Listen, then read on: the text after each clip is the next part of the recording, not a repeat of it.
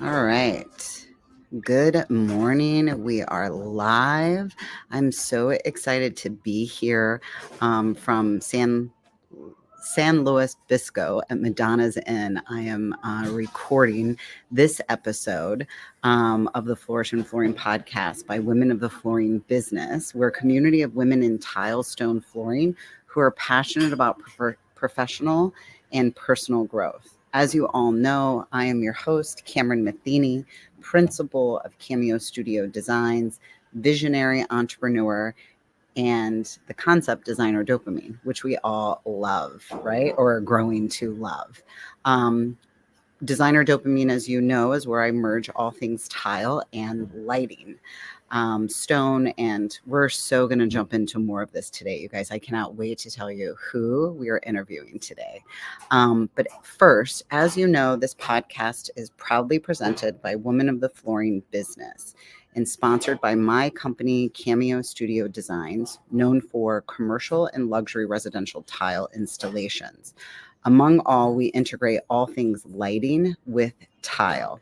And also, if you are interested in offering a CEU at your showroom, check out the banner below, cameostudiodesigns.com. Reach out to me, send me an email. Also, if you're interested in becoming a sponsor, you can reach out to WOFB Podcast, Women of the Flooring Business. So much to talk about. This podcast, we love to use this podcast to really raise and amplify the voices of women, which is so important in our field, and empower each other, and most importantly, flourish in business. Guys, coming up next week, I'm going to be at the Latacrete, Texas plant, which is PTK. Say that 10 times. PTK. Profit through knowledge. So this is hosted by women for women. I'll be there on a panel discussing on the podcast with Latacrete executives and reps, all about materials and some really fun stuff that will be going on. Also, interviews coming down the pipeline. Jana Valafuco. Oh, I said that right. I've been practicing. She will be on the podcast here in the next couple of weeks. And then Jessie, the author and founder of Truth About Being a Woman in Construction. Later on in the month of June, I'll be at Light Ovation, where I'll be broadcasting from Veriluz Lighting, and also interviewing the Woman of the Year award through Women in the Lighting Industry, and that will be broadcasted from Hubbardton Forge, which is super exciting. Last thing, if you are love reading books, join the WOFB book club, where we have tons of amazing things that are coming up. So now people are coming in this amazing restaurant. So let's get started. You guys, I am so excited and delighted to have Alison Mullins, CEO of the company Rep Methods. She's an author. She's a speaker. She's a coach and a marketing guru, and so much more. So I am welcoming here Miss Alison Mullins to the stage. How are you? Hi, doll baby. How are you? It's so good to see you again. You too. That was quite an introduction. It was quite an introduction. I kind of secretly hate the CEO term, but it's okay. You what? I kind of secretly hate the CEO term, but I am. You are. You're so amazing. So I want to tell people, like, when I originally met you, I was like, oh my gosh, this woman is such a powerhouse. And I was honestly a little intimidated by you because you brought so much. You really stood in your power, which for me, I love that.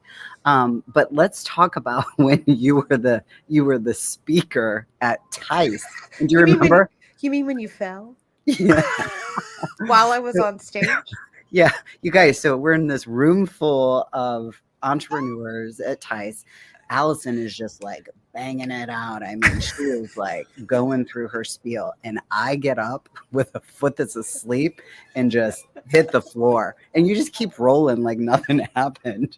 I love you. Well, it's not, it's in that moment, it's kind of a decision, right? It's like, okay, do I acknowledge the lady flat on her face on the floor, or do I just pretend that it didn't happen because I don't want to embarrass her even more. There's like so many things. And so I chose to just roll on by. You did. And that was the best. That was the best. So, again, the relationship that you and I have from here on out is just we're going to always laugh about that. I know it. But more importantly, for me, it was so important to have you on this podcast because I know your story. Majority of the listeners don't know your story. So who is Alison Mullins? Oh my gosh, we don't have long enough to tell some of the stories. But, to make it quick, I started in fashion. I'm one of those people that is trial by mistake. So, a lot of things in my life have been choices that I've made, decisions that I've made, seeing how things go and then pivoting, right? So I'm a pivoter. I don't mind admitting that, I didn't have it all planned out from childhood. And one of my pivots was after leaving University of Alabama, I started selling clothes. I had been in telemarketing in high school. I was always in trouble in school for talking too much. I think I was always a natural born salesperson, but I had no idea about a career in sales.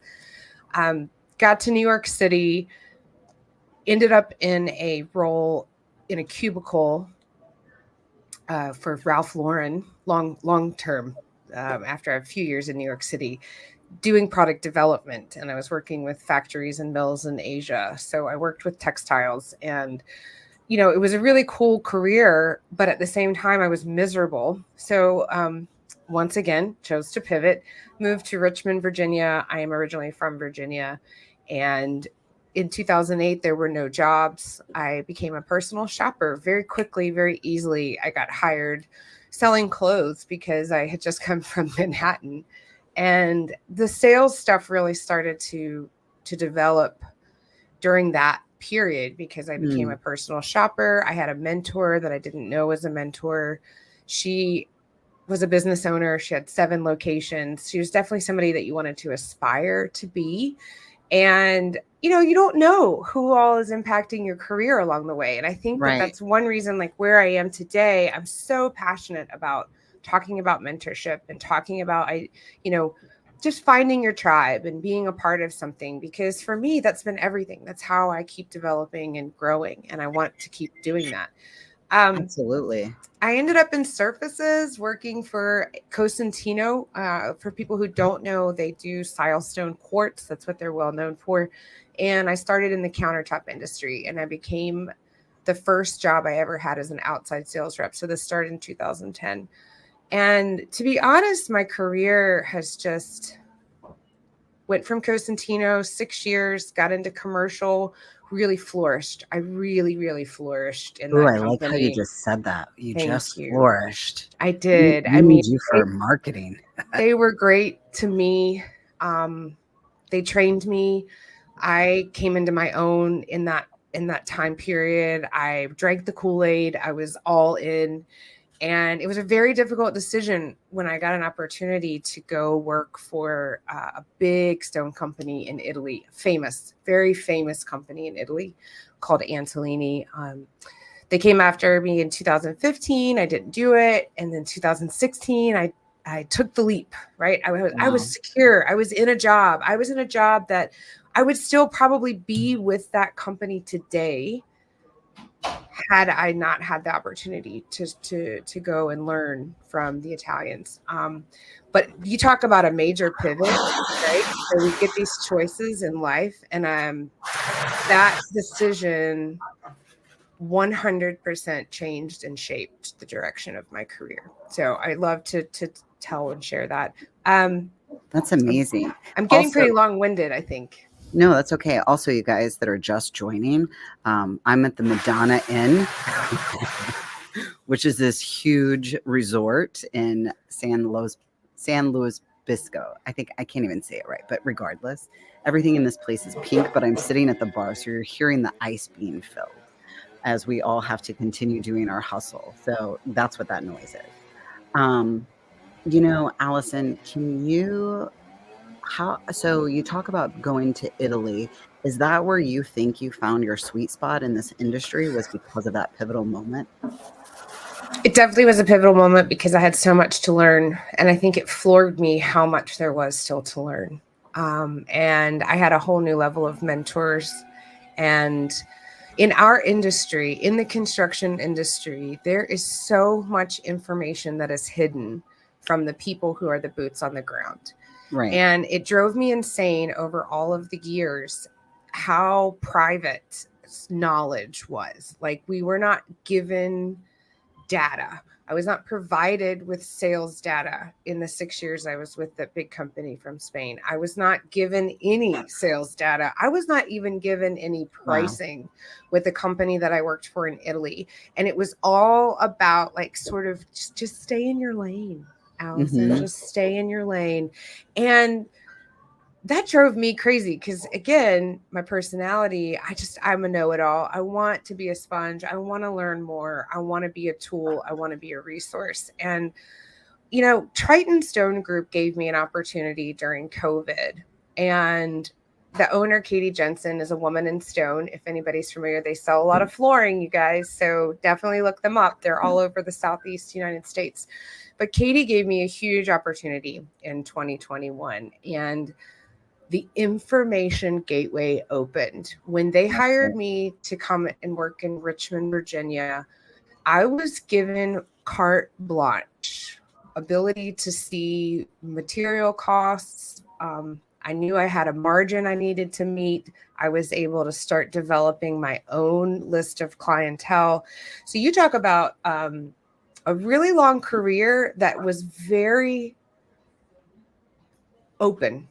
It was not a closed circle of information. And then all of a sudden I got this gig that someone finally believed in me. Somebody finally gave me a chance to do what I do best. And I wanted to sell, and I did. I don't want to curse on this thing, but you know, that was what took it off.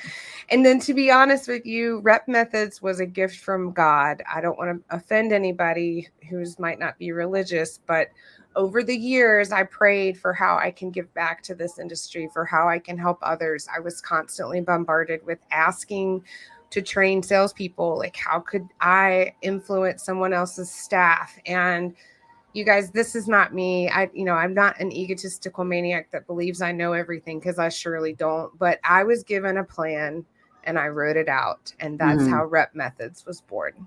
I love that. Oh my gosh, that's such a great story. So thank you. I know that, like, for you have probably, I'm sure, this huge portfolio, and that really just stems me to my next question for you is, what advice would you have for newer companies that are looking to expand their brand and launch it into the market because of what it is that you just said? Well, first of all, understanding brand, unique value propositions, understanding your brand, and understanding who you want to sell to. I think so many companies come into the marketplace and they just want to be in business. Like, I've got an idea. I want to do this. I want to be on my own. I want to sell, right? I want to have this business going. But the truth is that without truly breaking down and working with a brand strategist, I have a coach for that. You know, I actually hired somebody to help me. Finding a brand strategy and really truthfully narrowing it down, the psychographics, not just the demographics, but the psychographics of the customer base that I wanted to have, is the key to everything. And it starts with writing down who and what am I doing this for? What is my vision, and where is my goal? And I think so many people put the cart before the horse, and they don't analyze that perspective before they get into business. And then, you know, without that kind of vision, your marketing is going to be off. Your target sales strategy is going to be off. Your merchandising is going to be off.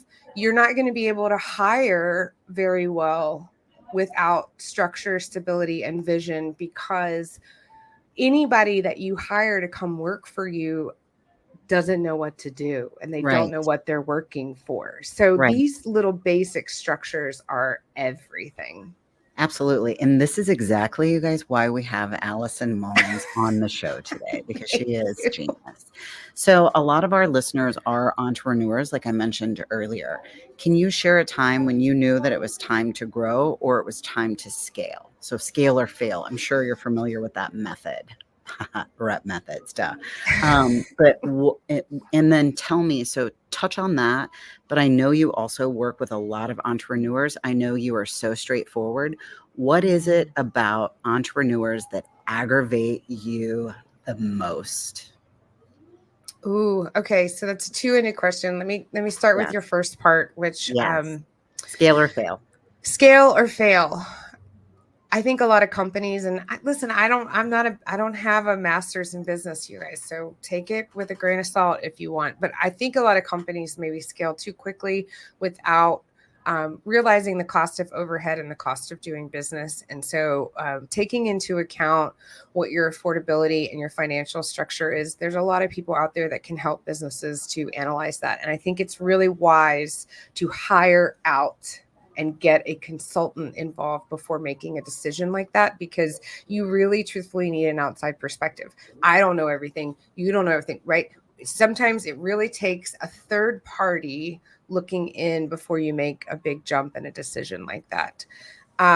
So you think outside influence is very important to make those decisions before scaling? I think so, especially when it comes to numbers. Like, I'm pretty stingy as a small business owner. It's hard. I'm a company of one right now, and I probably, based on the numbers that I'm pulling in, it's going to be another year before I could hire some help and some Right. assistance, because I have to have that money in the bank. And I think everybody needs a little third party perspective on what kind of revenue stream do we having, and that's what CFOs are for, and that's what people who specialize in accounting are for.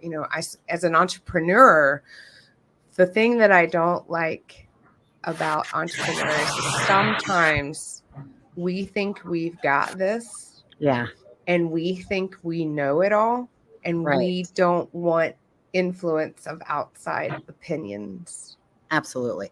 Also, you guys, just for you that are just joining in, I'm at the Madonna Inn. I'm sitting at the bar where everything is pink in this place. So you're hearing the bartender refill all the ice bins this morning. So that's what's happening. I like to keep it real. I'm just jealous of your backdrop over there. Like, I have whiteboards behind me and you're sitting in this queen's chair. Oh my gosh, I'll send you some pictures of what this place looks like. I'm in the most low-key place, but funny story real quick. The owner of the Madonna Inn is the Madonnas, and his wife said, something about, if you're going to pursue this construction dream and, we're going to open this business, I need everything in this building pink. And they did. And they did it all pink in the 1960s. So it's really off-putting. Something to see. So no, all of that you just shared about scaling and having that third party, I think that's so important, because that is the only way to scale. I always tell people, like, as a business owner, I've had 6 businesses. I've learned a lot.